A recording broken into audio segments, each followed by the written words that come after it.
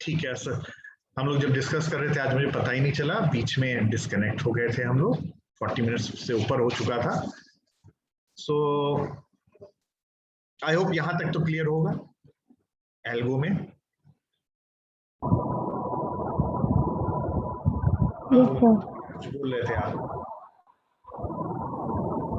Sir? इसमें जो मतलब जैसे हम लोग पहली बार सर उसमें मतलब जो ग्राफ बना रहे थे, जो टेबल बनाई थी, तो जो ए निकाला था वो, हाँ, तो वो हम लोग का क्लोज लिस्ट में जाएगा ना सर, एक्सप्लोर होने के बाद? क्या हो जाएगा? तो वो क्लोज लिस्ट में जाएगा ना? हाँ, जब तुमने एक को देख लिया तो वो क्लोज में चला जाएगा, बिल्कुल ठीक बात है। उसको एक्सपैंड कर लिया, देख लिया, क्लोज में चला जाएगा। अभी एल्गो समझ लो, फिर हम एग्जांपल आएंगे तो हम इसमें 2 एग्जांपल कराने की कोशिश करेंगे, दो क्या 2 से ज्यादा, क्योंकि मैं इसको इंपॉर्टेंट मान रहा हूँ।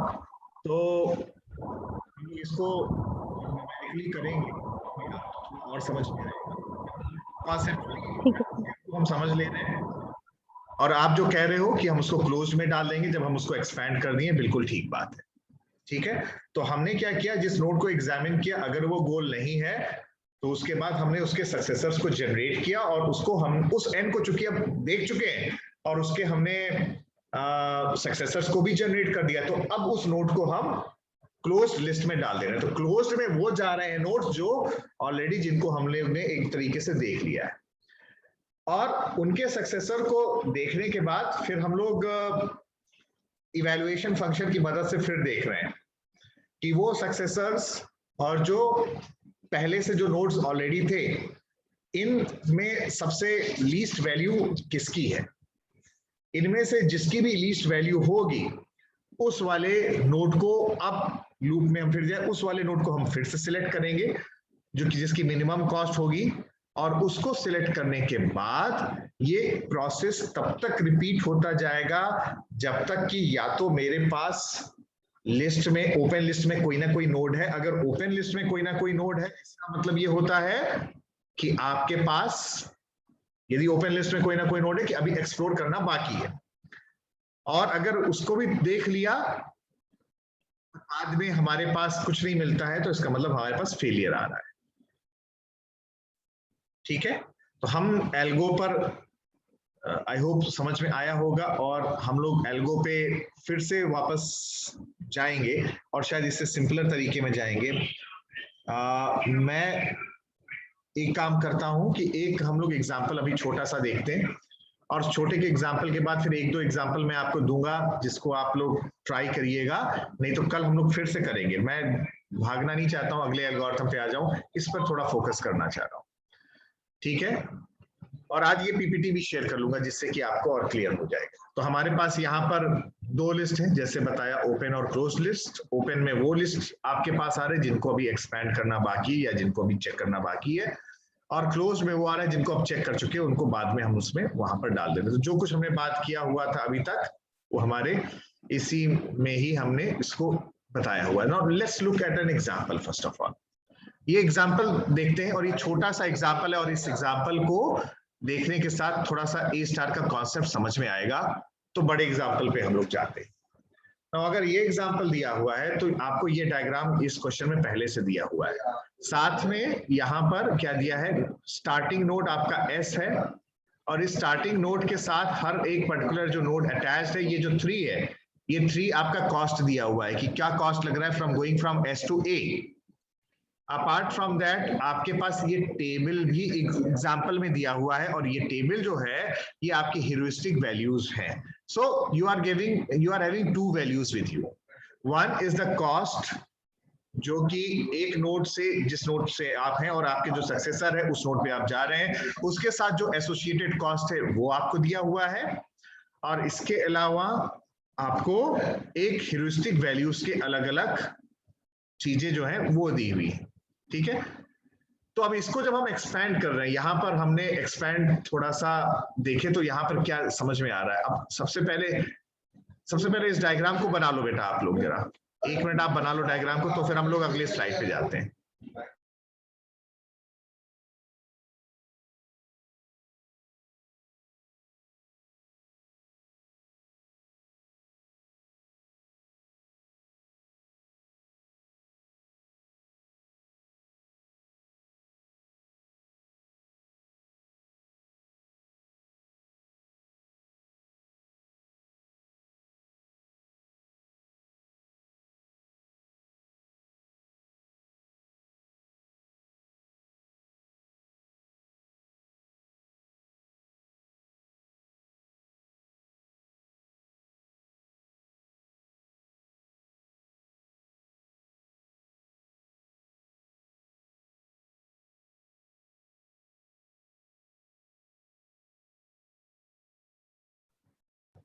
ठीक है, मेरे ख्याल से बन चुका होगा, आगे बढ़े। हम जब आगे बढ़ रहे हैं, अब आप इसको देखो, हर एक वैल्यू, हर एक नोड के साथ हमने कुछ लिखा हुआ है, उस वैल्यूज को कैसे कैलकुलेट कर रहे हैं, ये ध्यान में रखने वाली बात है, जिसको हम लोग कैलकुलेट कर रहे हैं। स्टार्टिंग नोड है, चूंकि ये स्टार्टिंग नोड है तो खुद से इसका डिस्टेंस कितना होगा, खुद से इसका डिस्टेंस 0 है, तो ये जो वाला पार्ट है उस नोड से स्टार्टिंग नोड का डिस्टेंस दैट इज 0 प्लस 1। ये 1 क्या है, ये 1 ह्यूरिस्टिक वैल्यू है जो आपके क्वेश्चन में दिया हुआ है। तो ये आपका f of n is equal to g of n plus h of n की जो वैल्यू निकल के आ रही है that comes out to be 1। ठीक है, f of n is equal to g of n plus h of n, ये जो वैल्यू है ये 1, ये h ऑफ n ये क्वेश्चन में दिया हुआ है, और g ऑफ n क्या है, g ऑफ n कॉस्ट है फ्रॉम दैट नोड, एंड जो जहां से आप स्टार्ट कर रहे हो, स्टार्ट से उस नोड तक का जो कॉस्ट लग रहा है वो आपका आ रहा है। इस केस में s की वैल्यू आ रही है 1। s के सक्सेसर्स कौन है, s के सक्सेसर्स a और b है। अगर हम a में देखें तो a में जो आ रहा है आपके पास, जो कॉस्ट आ रही है उस नोड तक की, यानी उस नोड से स्टार्टिंग नोड की दूरी, that comes out to be 3। This is 3। Apart from this h of a में जो हम देखें, यानी कि ह्यूरिस्टिक वैल्यू कितनी लिख के आ रही है, दैट इज अगेन 3। यानी कि अब जब मैं फंक्शन की वैल्यू यहां देख रहा हूं, that comes out to be 3 plus 3 which comes out to be 6। Clear हुआ। b में देखें, b में f की वैल्यू कितनी आ रही है, b में देखें तो एक तो ये वैल्यू आ रही है उस नोड से स्टार्टिंग नोड तक का जो डिस्टेंस है दैट इज 2, प्लस जो ह्यूरिस्टिक वैल्यू क्वेश्चन में दिया हुआ है 3, यानी कि 2 plus 3 that comes out to be 5।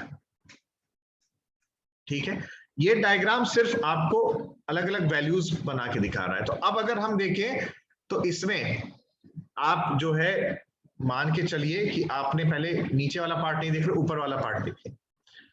I think ऊपर वाले पार्ट में आपने 6 कैसे कैलकुलेट किया, 5 कैसे कैलकुलेट किया, 1 कैसे कैलकुलेट किया, ये तो क्लियर होगा।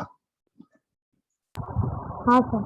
ठीक है, अब आगे हम जा रहे हैं, तो हमने सिलेक्ट किसको किया, हमने सिलेक्ट किया वी सिलेक्ट 5। ये तो ऑलरेडी हम इसको एक्सपेंड कर ही चुके थे, इन दोनों को हमने सिलेक्ट किया, that comes out to be 5। तो 5 हमारा मिनिमम वाला है। अब मिनिमम वाले को देखें तो अब B है, और B के जो दो नोड्स आ रहे हैं C एंड D, ठीक है, तो इसके C और ये D, इसके अब हम जो है देखने की कोशिश करते हैं इनकी वैल्यूज हमारी क्या है, आ रही है किसकी, F की वैल्यू। तो D है 5 प्लस 0, कैसे आ रहा है, पहले आता है वो कॉस्ट उस नोड से स्टार्टिंग तक की। तो 5 कैसे आया? 2 + 3, 2 + 3 that comes out to be 5। और h ऑफ c की h ऑफ d, मान लेते हैं d कैलकुलेट कर रहे हैं, ये वैल्यू आ रही है 0। तो 5 + 0 आपका ये आया हुआ है जो आ रहा है d में। c में देखें उसी तरीके से, तो c में आपका आ रहा है, किस रास्ते से हम जा रहे हैं? हम रास्ते से जा रहे हैं S से B और B से D, S से B और B से C। तो S से B और B से C, तो हम गए S से B, B की वैल्यू है 2 प्लस B से C, 2 + 5 7। तो ये वाला जो आपने पाथ लिया हुआ है ये आ रहा है 2 + 5 that comes out to be 7। तो आप देखोगे S से B, B से C, तो ये आपकी जो value I distance from that particular node to उस पाथ के थ्रू, ये 7 आ रही है, प्लस h की वैल्यू, तो h की वैल्यू आ रही है 0। तो यहां पर आ गई आपकी +0 7। और ये एक ऐसा एग्जाम्पल था छोटा सा जहां पर हमारे पास 2 गोल थे, तो हम एक पर्टिकुलर गोल पे पहुंच गए और हमें फिर उस केस में ये जो है आपका आंसर यहां पर मिल जाता है कि हम पहुंच गए। और तो ये पाथ आप उसको डिफाइन करते हो कि ये हमारा पाथ है। क्लियर हुआ?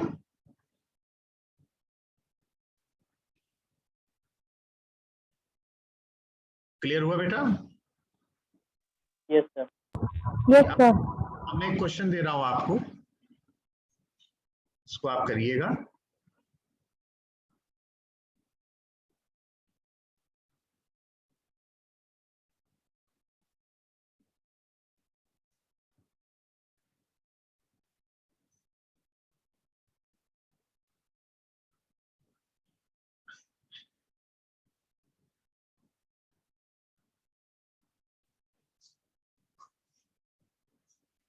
ठीक है,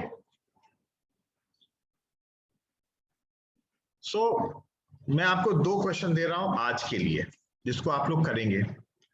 एक तो आप इसको बना लीजिए, आपको इनिशियल स्टेट ये दिया हुआ है और फाइनल स्टेट ये दिया हुआ है। एक पजल प्रॉब्लम का कॉन्सेप्ट अब हमें क्लियर है, ठीक है? और इस पर आपको अप्लाई करना है A स्टार एल्गोरिथम। नाउ यहां पर मैं और कुछ नहीं दे रहा हूं, सिर्फ इतनी चीजें दी। इसको बना लो तो फिर मैं अगला क्वेश्चन दूं।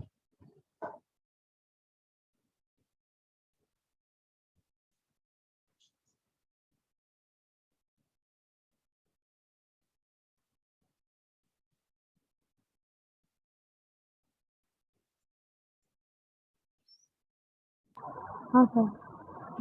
मैं हटा रहा हूं, ये सॉल्व करेंगे विद A स्टार।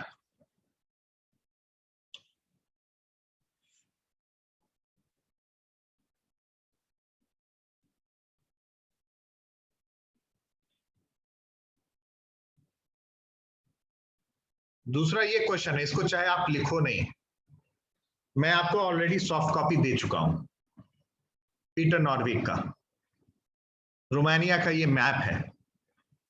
तो आपको देखोगे यहां 2 चीजें दी हुई हैं। आपको यहां पर एरेड से चलना है, आपको यहां पे एरेड से चलना है और बुचारेस्ट पहुंचना है, ठीक है? एरेड से चलना है, ये एरेड यहां पर और बुचारेस्ट यहां पर दिया हुआ है, और ये उसका एक मैप है। और उस मैप में आपको जो बीच के शहर हैं और आ रहे हैं, जो लोकेशंस हैं, उनके बीच का डिस्टेंस दिया हुआ है 71, 75, 151, ये दिया हुआ है, ठीक है? इसके अलावा आपको ह्यूरिस्टिक वैल्यू भी दी हुई है। ह्यूरिस्टिक वैल्यू आपको दी हुई है हर एक पर्टिकुलर नोड के लिए, जितने भी आपके सिटीज हैं सबके लिए दी हुई है। एक और इंफॉर्मेशन है, ठीक है?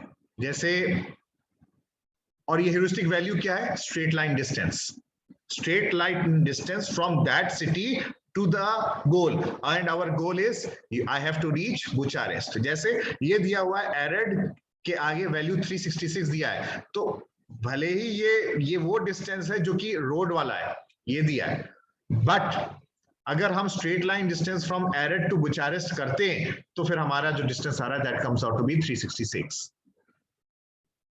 बुचारेस्ट खुद गोल है, तो ये अगर गोल है तो वहां से उसका खुद का डिस्टेंस तो क्वाइट ऑब्वियस सी बात है वो 0 ही होगा। तो एरेड से बुचारेस्ट तक जाना है। अब आपके पास दो इंफॉर्मेशन है, एक तो रोड का रास्ता मालूम है एक सिटी से दूसरे स्टेट के बीच में, उसके बीच में डिस्टेंस क्या है, और दूसरा मेरे पास एक ह्यूरिस्टिक वैल्यू दी हुई, और यहां मैंने ह्यूरिस्टिक लिया हुआ है, क्या ह्यूरिस्टिक मैंने लिया हुआ है, that is the straight line distance from that city to the goal and our goal is Bucharest. एक चीज ये मैं इस बनाने की जरूरत चाहे नहीं है, सॉफ्ट कॉपी खोल लोगे तो तुम्हें ये मिल जाएगा, बस तुम्हें सॉल्व करना है पेपर पे। दूसरा सवाल जो पहले दिया हुआ था 8 पजल प्रॉब्लम, मैंने वहां बस इनिशियल स्टेट और फाइनल स्टेट दिया है ना। यहाँ पर थोड़ा सा तुम्हें अपनी थिंकिंग हैट को पहनना है और ये सोचना है ना इसमें और क्या चीजें हम कर सकते हैं, हम इसमें ह्यूरिस्टिक वैल्यू क्या दें, हम इसमें h ऑफ n क्या वैल्यू दें और g ऑफ n की क्या वैल्यू दें। मैंने और कुछ नहीं बोला है उसमें, यानी एक ऐसा क्वेश्चन जिसमें मैंने नहीं बोला है, साइलेंट हूं, और ये दूसरा क्वेश्चन है जिसमें मैं दोनों चीजें तुम्हें दे रहा हूं। ठीक है, इसको एक बार ट्राई करिएगा सॉल्व करने के लिए। हम कल एल्गोरिथम पे वापस इसी पर आएंगे, ए स्टार को मैं फिर से बताऊंगा और इसको सॉल्व करने की कोशिश करूंगा, बट पहले मैं काम ये करूंगा, कल आपको शेयरिंग राइट्स रहेंगी, तो आप जब बनाइएगा उसको फोटो खींच लीजिएगा, तो आप मुझे एक्सप्लेन करिएगा, अपने कॉपी पे दिखाइएगा कि आपने क्या किया, जिससे मुझे और थोड़ा सा क्लियर होगा। ठीक है, सो आज के लिए मुझे लगता है इतना काफी है। हम लोग जो है काफी कुछ आज मतलब एक इम्पॉर्टेंट टॉपिक को डिस्कस कर रहे हैं यूनिट 2 का, एंड आई होप हम सब लोग एक सेम पाथ पर हैं। यहाँ तक काफी है, एंड खत्म करते हैं lecture everyone. Thank you. Okay बेटा, thank you, happy learning, bye for today. Thank you sir.